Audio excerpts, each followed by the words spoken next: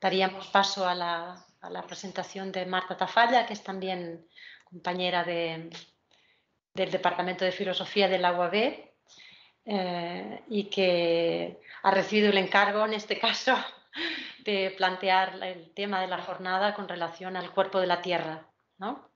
El agotamiento como forma de dominación de la tierra, en este caso, como comentábamos antes también con Braidotti.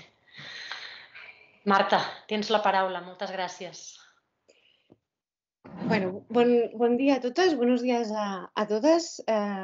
En primer lugar, muchísimas gracias a Begoña Sáez por reunirnos a todas aquí, por proponernos este tema tan importante y tan interesante. Estoy aprendiendo muchísimo escuchando las ponencias.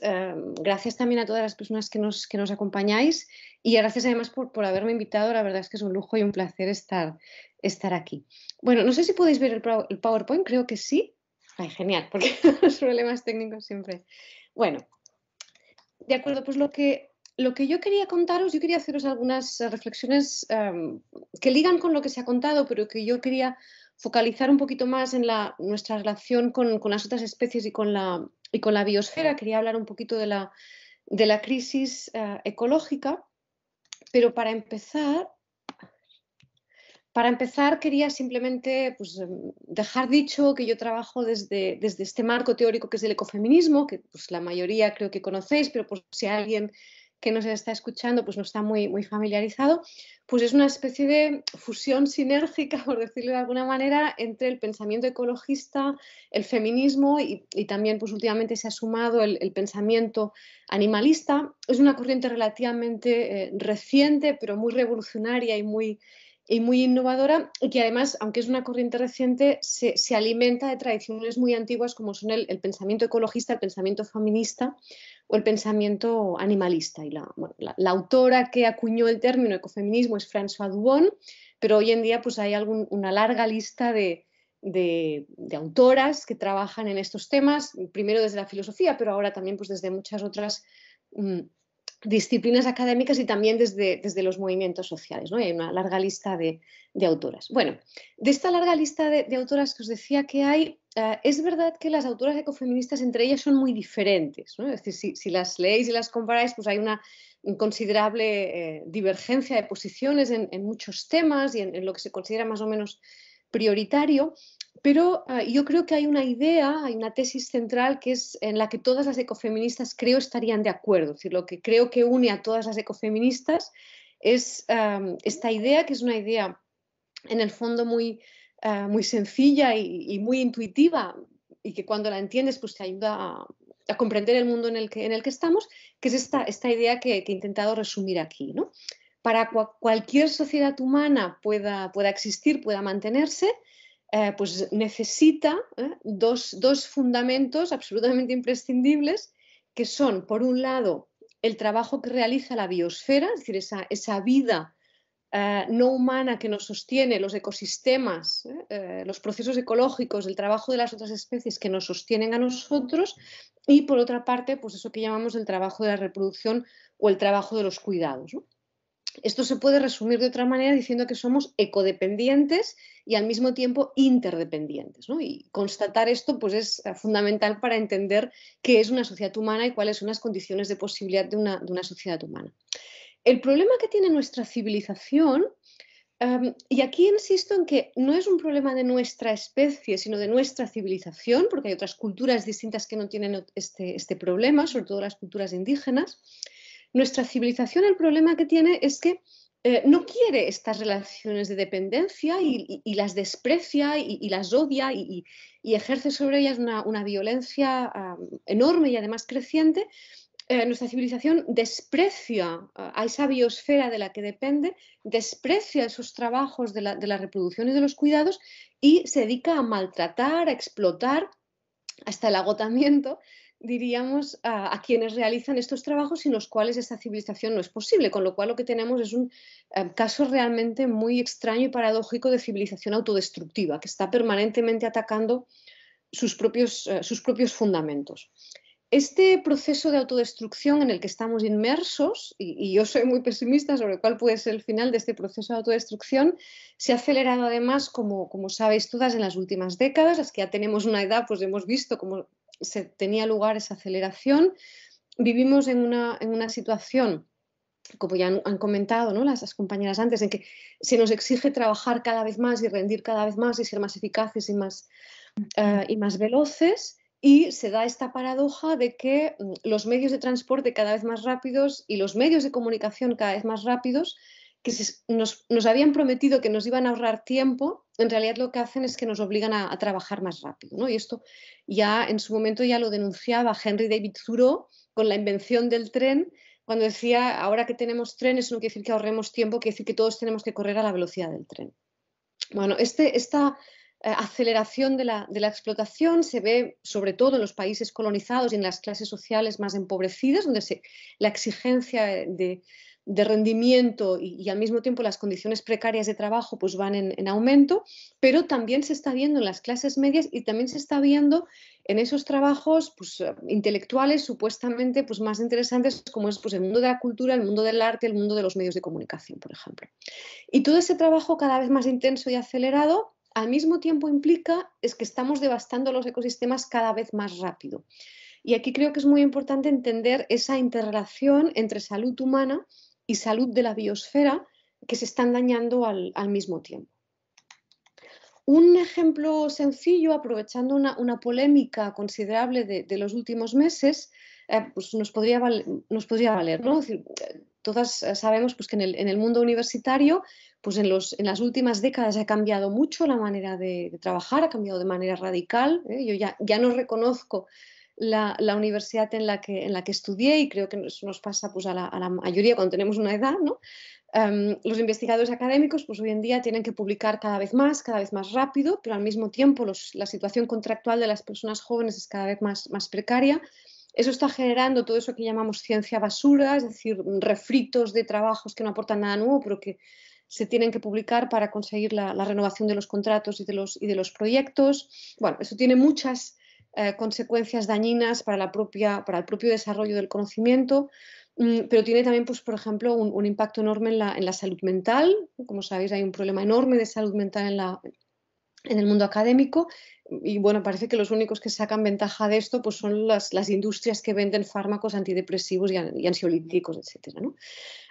Esto tiene un impacto enorme en todos los ámbitos del conocimiento, pero en algunos lugares creo que es donde se manifiesta con más crudeza. Por ejemplo, el ámbito de la experimentación con animales, pues está viendo ahí muy bien cómo esa presión que tienen los investigadores de publicar cada vez más y más rápido está llevando a que se hagan muchos experimentos que son innecesarios, con todo lo que eso implica de sufrimiento innecesario para los animales.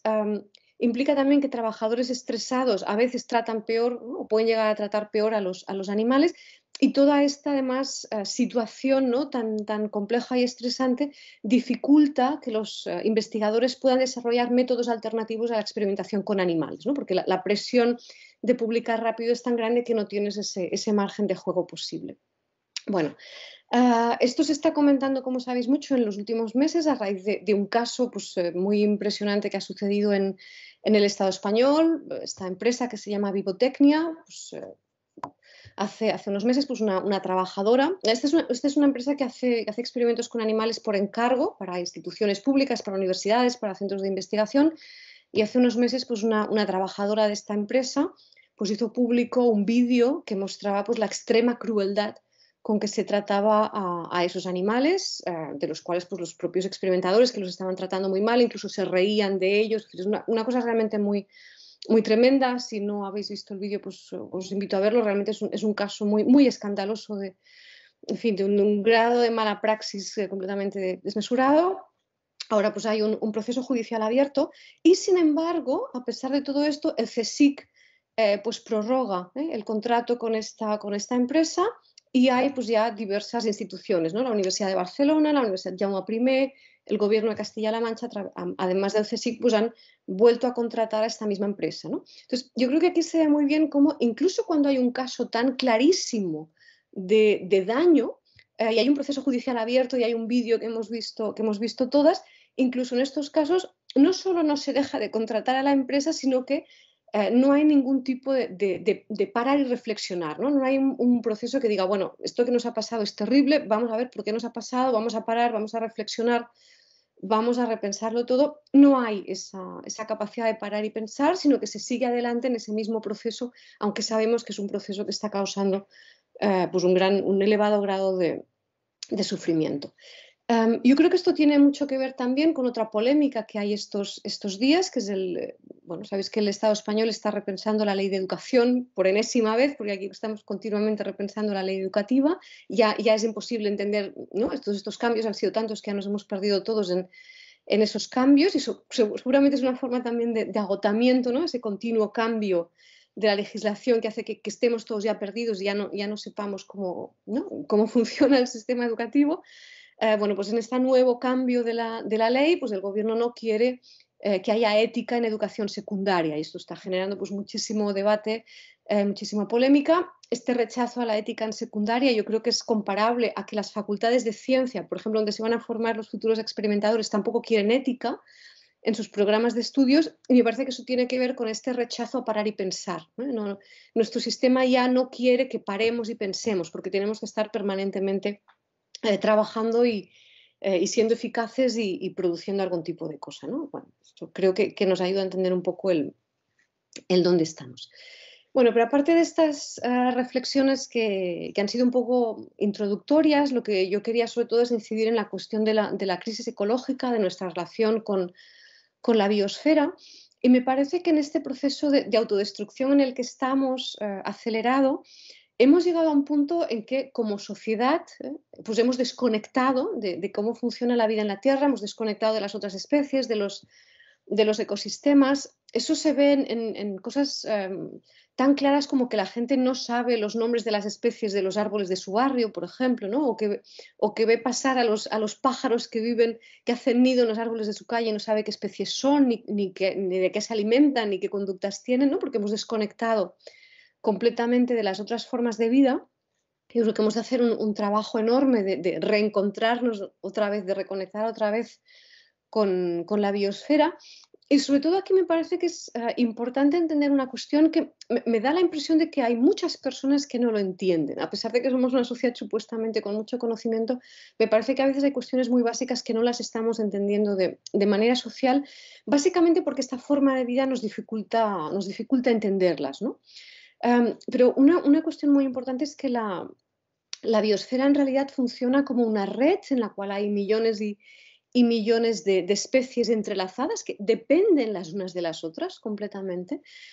Y es muy importante entender que la manera como cada especie vive, las funciones que cada especie vive, que cada especie realiza, son las que permiten que las demás especies puedan vivir, ¿no? Y os recuerdo algunos ejemplos que en el fondo lo sabemos, pero yo creo que a veces tenemos este conocimiento como muy, no sé, perdido, escondido, de manera que no es algo que tenemos como delante nuestro y que nos ayuda a entender cómo funciona la vida en la Tierra. Pero la vida en la Tierra funciona con una red complejísima de relaciones de colaboración y de simbiosis, ¿no? Y algunos ejemplos así muy simples y explicados de manera muy sencilla. Las plantas producen oxígeno, por ejemplo, producen el alimento que consumen muchos animales, producen incluso sustancias medicinales, lo cual no deja de ser alucinante. Muchas plantas trabajan en colaboración con hongos, trabajan en relación de simbiosis, se ayudan mutuamente a tener los nutrientes. Muchos insectos fertilizan plantas y a cambio reciben néctar, pero también en la fertilización de las plantas muchas veces pues participan diversas especies de animales. También hay animales herbívoros que se comen las plantas y a cambio las ayudan también a reproducirse porque dispersan sus semillas y las abonan además con las deposiciones. Los carnívoros también ayudan a las plantas, los animales carnívoros también las ayudan porque hacen que los herbívoros no se queden siempre, ¿no? Que el corzo no se quede siempre comiéndose ese matorral, sino que se desplacen y por tanto se reparta la presión sobre la vegetación. Las ballenas, que antes de que las cazáramos pues existían en grandes cantidades y son animales muy grandes, pues producen muchas deposiciones y con ellas fertilizan los océanos. Ya sabéis pues, que la caca de ballena es absolutamente fundamental para que los océanos funcionen. Los castores, cuando hacen presas en los ríos, pues crean hábitats en los que también viven otras especies y además funcionan también como cortafuegos en caso de incendio, o los elefantes pues crean redes de miles de kilómetros de caminos por los que se desplazan muchas otras especies, ¿no? Es decir, que la forma de vida de cada especie de planta, de animal, de hongo, facilita que vivan las demás, ¿no? Todo esto son relaciones de colaboración y de simbiosis.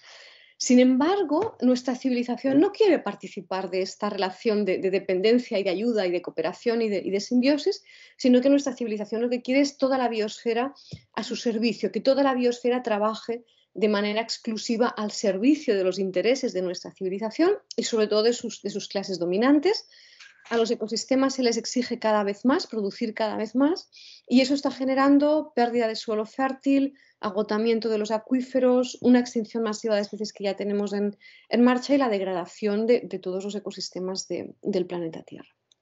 Por poneros algún ejemplo del tipo de cosas que hacemos, los caballos salvajes eran especies absolutamente fundamentales para la gestión de los ecosistemas salvajes, para la gestión de la vegetación, y lo que hemos hecho los humanos es domesticarlos y convertirlos en herramientas de trabajo. Es decir, hemos sacado a ese agente fundamental de los ecosistemas, lo hemos domesticado y lo hemos puesto a tirar de un carro para que transporte nuestras mercancías, por ejemplo, ¿no? Esa es la dinámica general que realizamos, ¿no? Los lobos son fundamentales para la gestión de los ecosistemas. Lo que nosotros hemos hecho es domesticarlos, convertirlos en perros y tener perros policía, perros militares o perros de compañía, ¿no? Es decir, intentamos que toda la vida, en vez de trabajar para el conjunto, trabaje en exclusiva para nosotros.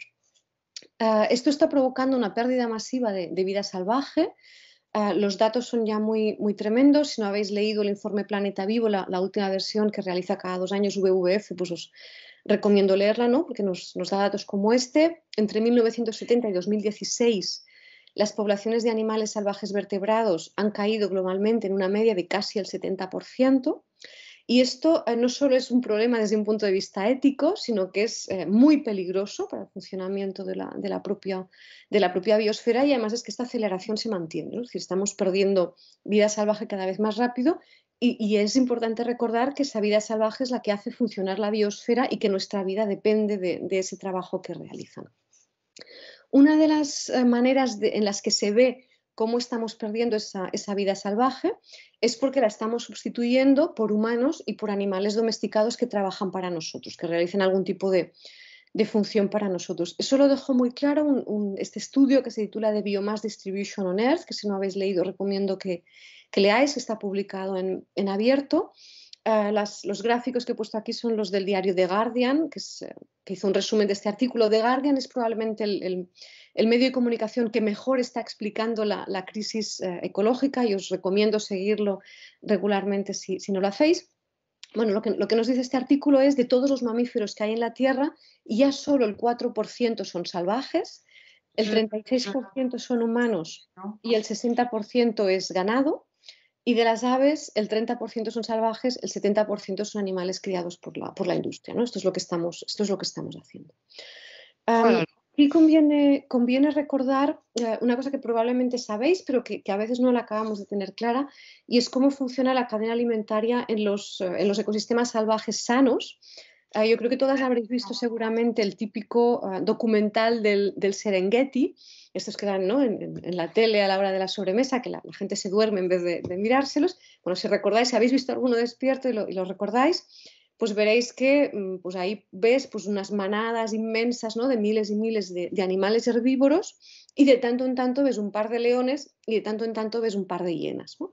Bueno, lo que estáis viendo ahí es esta estructura en forma de pirámide que tiene la pirámide trófica. Es decir, la pirámide trófica en su base tiene los organismos que son autótrofos, las plantas o las algas, que son esos organismos que hacen la fotosíntesis, que son la base de la cadena alimentaria, son los que tienen la mayor biomasa.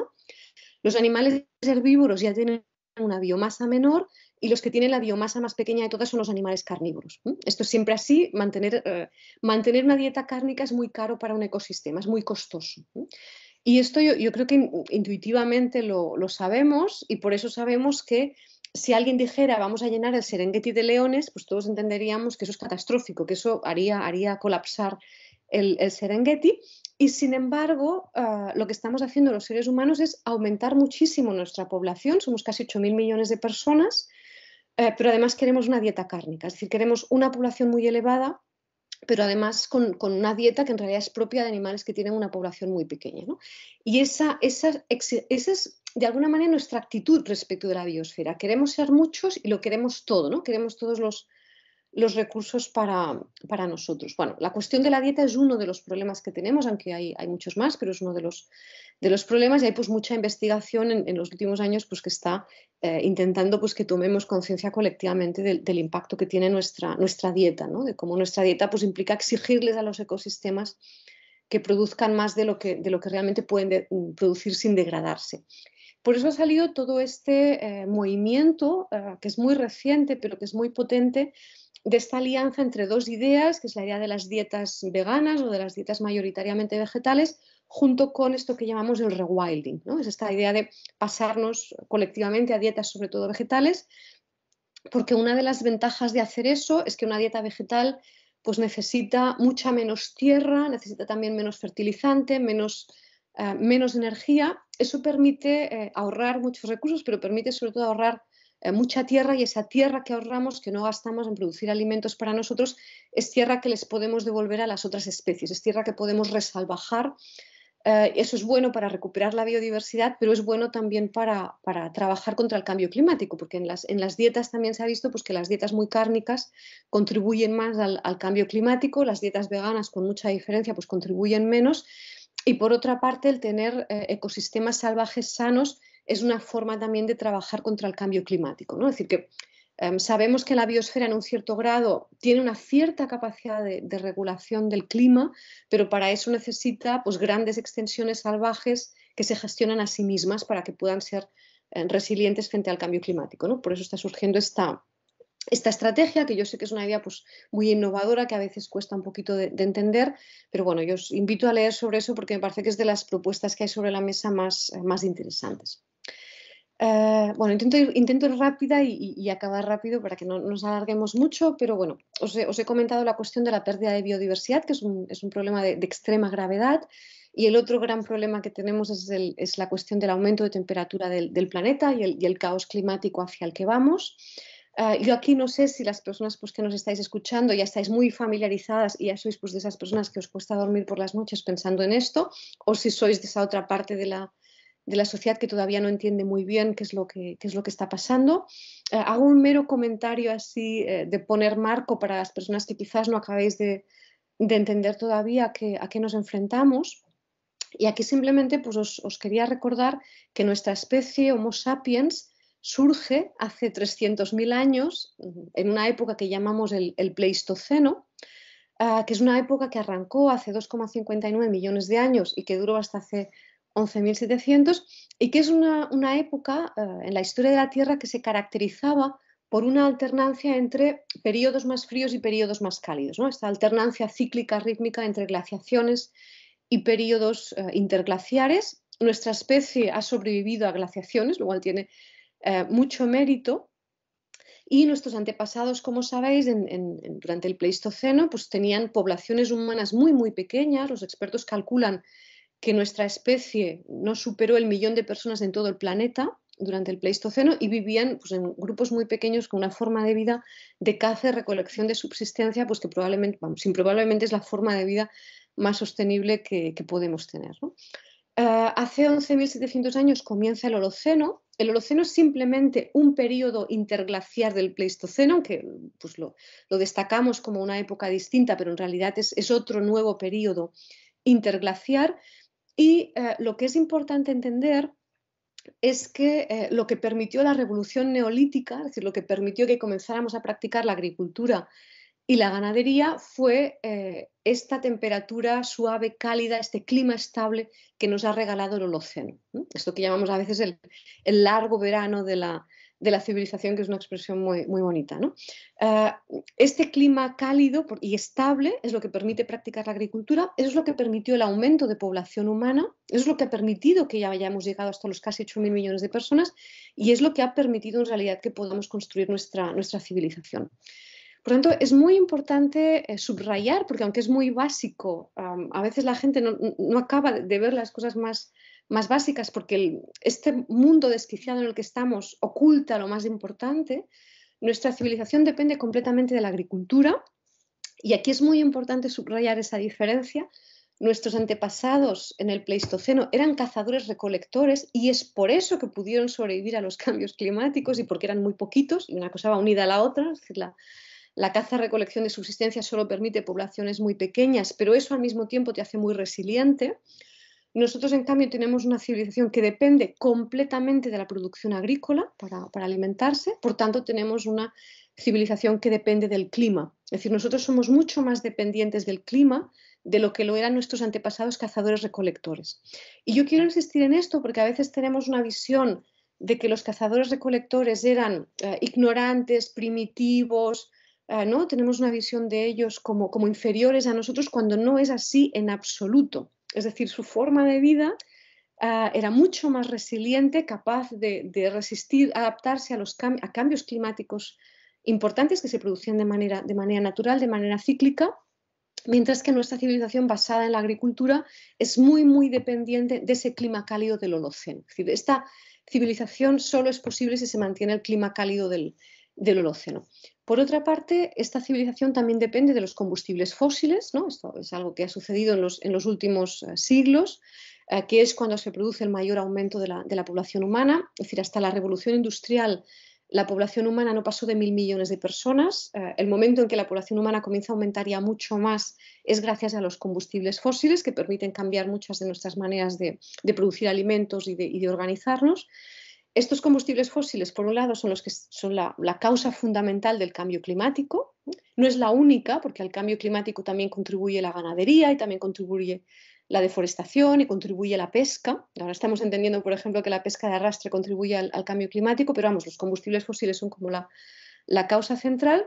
Por un lado, por tanto, nos han generado un problema mayúsculo y por otro lado, también tenemos el otro problema de que pronto escasearán y entonces tendremos una crisis energética. Es decir, que vamos directos a una situación muy, muy difícil de gestionar.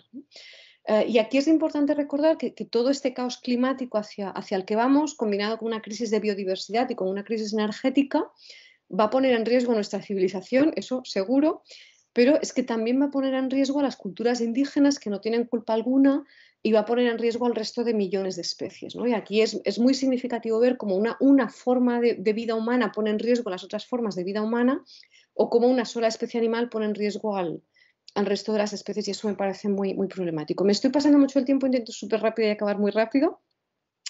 Ya os digo, no sé en qué medida pues, estáis más o menos familiarizadas con toda esta cuestión, pero bueno, probablemente la mayoría que estáis leyendo sobre estos temas conocéis este artículo, Trajectories of the Earth System in the Anthropocene. Para mí y para mucha gente este artículo, que tenía 3 años, fue un punto de inflexión en la comprensión de la gravedad del problema. Yo es un artículo que invito a leer. Sé que estas lecturas son muy duras y generan mucha ansiedad, por tanto, bueno, tampoco, no sé, tampoco quiero agobiar a nadie, pero bueno, yo lo dejo sobre la mesa. Este otro texto de hace un par de años del mismo equipo, ¿no? Que también nos ayudó a entender aún más cómo es de importante no pasar de ese 1,5 de aumento de temperatura, porque si llegamos a 2 grados eso puede ponernos ya en una situación muy, muy tremenda, ¿no?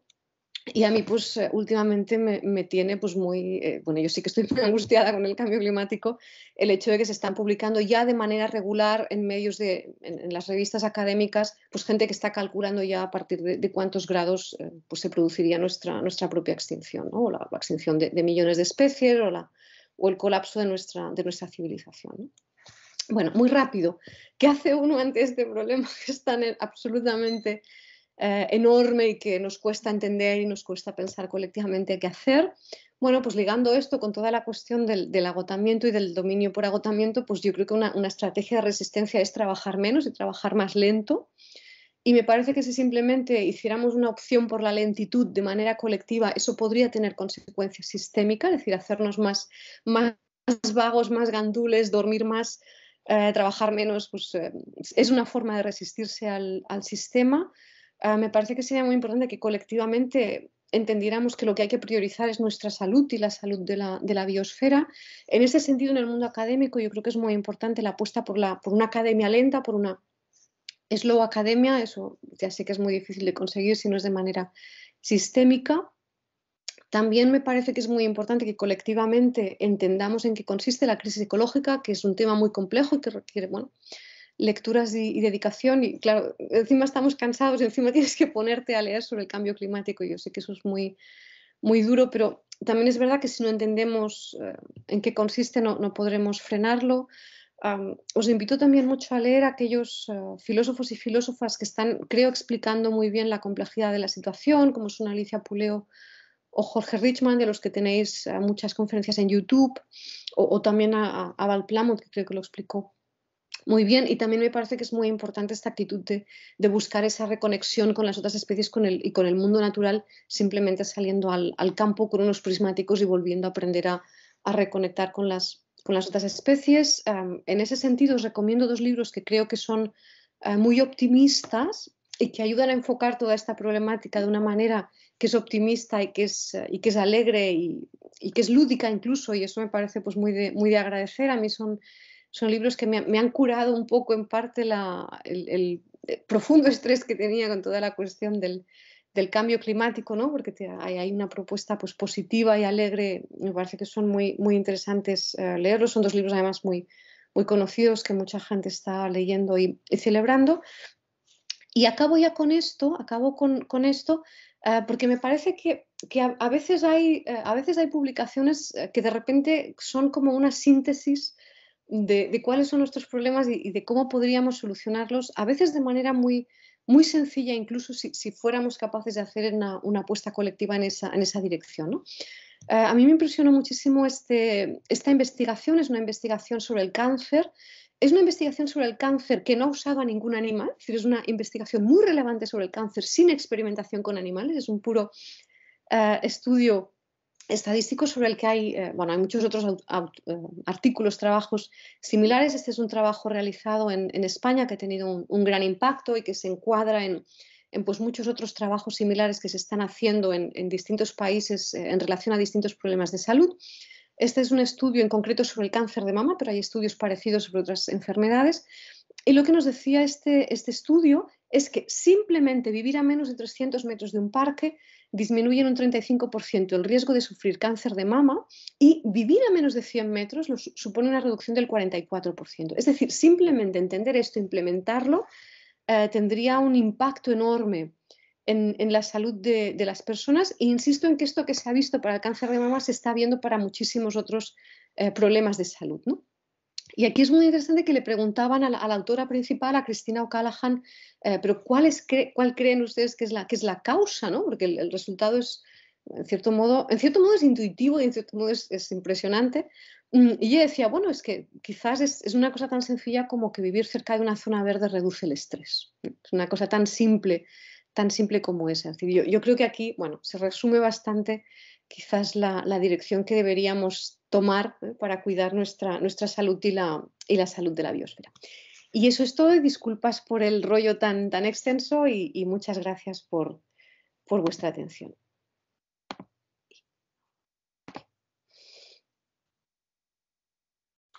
Muchas gracias, Marta, muchas gracias. Antes de continuar, quería recuperar una pregunta que se ha formulado aquí para, digamos, las primeras intervenciones del día, pero yo creo que de alguna manera Marta ha empezado a proponer con su exposición una respuesta para esta pregunta. La retomo del chat, a ver si la encuentro.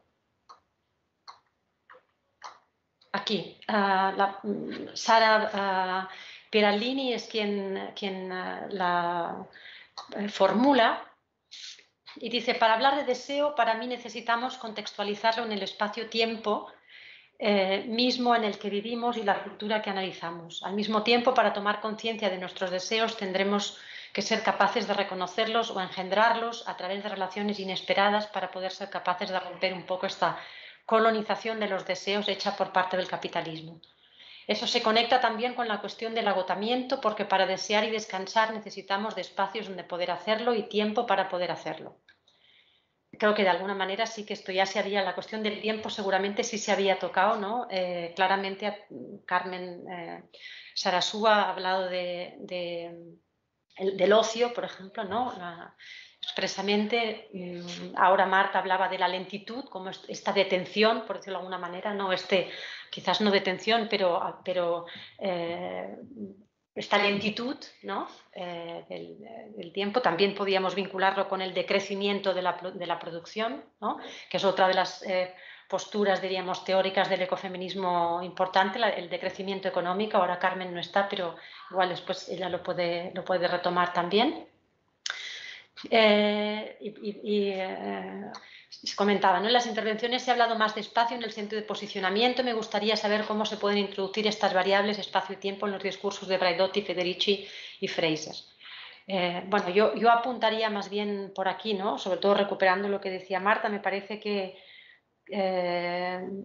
bueno, esta lentitud de los tiempos y por tanto el decrecimiento ya apunta a un lugar de resistencia, ¿no? Y por otra parte también, y ahora pensaba, bueno, también Marta comentaba la cuestión de la experiencia en los parques, ¿no? Pienso que hay la posibilidad de movilizar espacios en otra clave que no sea la clave de la dominación o la clave, diríamos, de la colonización, ¿no? Que es una clave que conduce, como hemos visto, al agotamiento. Pero bueno, estas serían mis apreciaciones así improvisadas, muy, muy rápidas. No sé si Stefania, que sigue aquí, y Marta querríais añadir algo al respecto. Sí, no, Begoña, yo estoy de acuerdo contigo, ¿no? Yo creo que Federici en este sentido sí que habla de espacio como posicionamiento, pero no solamente de espacio como posicionamiento. O sea, cuando ella piensa en los espacios que están construidos por relaciones y para relacionarse, yo creo que apunta también a esta dimensión que no es solo de posicionamiento y que se puede reconectar perfectamente con lo que dice Braidotti y también sobre todo con lo que ha dicho ahora Marta, porque no tanto en el libro de Caliban, pero aquí ya se ve, ¿no? Esta idea de un cuerpo holístico, o sea, un cuerpo que está en conexión con la naturaleza y con sus potencialidades. Por lo tanto, sí, improvisando un poco yo también, creo que esta es la dimensión de Federici en relación a lo que hemos dicho hoy, pero si tenemos en cuenta sus trabajos posteriores, ella analiza explícitamente espacios de resistencia, espacios de oposición, espacios de oposición espacial, personal, de relaciones en contra de la dominación. Es un poco lo que me viene en la cabeza.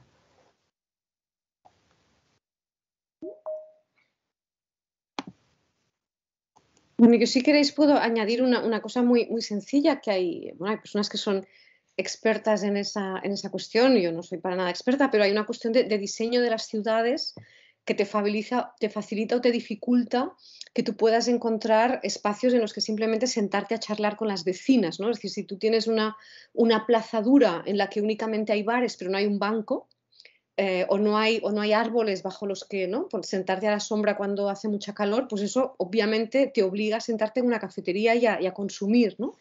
Mientras que un diseño de las ciudades en el que tú tienes una red de parques, una red de jardines que los puedes recorrer además siguiéndolos y con muchos bancos públicos y espacios para que jueguen los niños, espacios para que las personas puedan sentarse y charlar, es una cuestión de mero diseño del espacio que tiene un impacto enorme sobre tu forma de vida, sobre la forma de la vida de la gente. Es decir, cuando tienes un parque muy agradable, lleno de vida, ¿no? Además, no el típico parque donde solo hay un poquito de césped y 2 árboles que están súper podados y ahí no cabe nada, sino cuando tienes un parque fértil con mucha diversidad de especies vegetales, que además permite que las plantas autóctonas tengan un lugar donde crecer y además permite que los pájaros puedan vivir ahí, puedan anidar, ¿no? Es decir, que es también una invitación a otras especies a vivir ahí.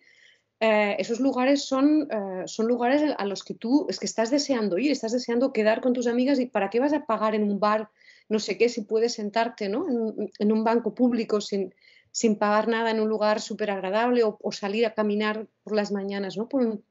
Ese mero diseño de las ciudades efectivamente tiene un impacto enorme en cómo te relacionas con las vecinas, en cómo cuidas tu salud. Otro ejemplo son los huertos urbanos, ¿no? Es decir, en muchos lugares se está viendo que el mero hecho de que los barrios destinen un espacio a huertos comunales, a huertos de barrio, eso tiene una cantidad enorme de consecuencias positivas para la salud de las personas, para las relaciones vecinales.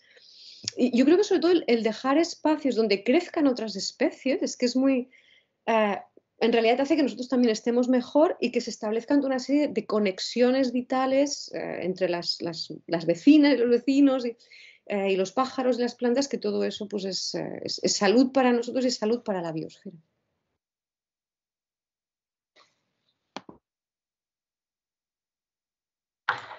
Sí, gracias. Yo solo quería añadir, escuchándoos, que a lo mejor también hay que preguntarse por la obligación, no solo la posibilidad, sino la obligación de sexuar la arquitectura o el urbanismo, ¿no? Sexuar, bueno, ya hay colectivos que lo están haciendo, PUSIS en Cataluña son tienen una propuesta muy, muy potente en este sentido, ¿no? Diríamos, sexuar los espacios públicos como posibilidad de transformación, diríamos, reticular, ¿no? Para recuperar esta estructura de red, que es estructura constitutiva, ¿no? Estructura constitutiva de vida, podríamos decir, también pensando en Braidotti, que permiten precisamente una sustracción a la lógica de la dominación, ¿no? Porque digamos, no se trata de destruir nada, se trata de sustraerse a lo que hay. Yo creo que ahí reside la posibilidad de resistencia, ¿no? No hace falta destruir más, ya hay bastante destrucción. Creo que lo interesante aquí es justamente para dinamizar ese deseo y dar lugar, espacio y tiempo a ese deseo. La sustracción a la lógica de la dominación es a lo mejor una de las vías de resistencia y de sustracción también al agotamiento, ¿no?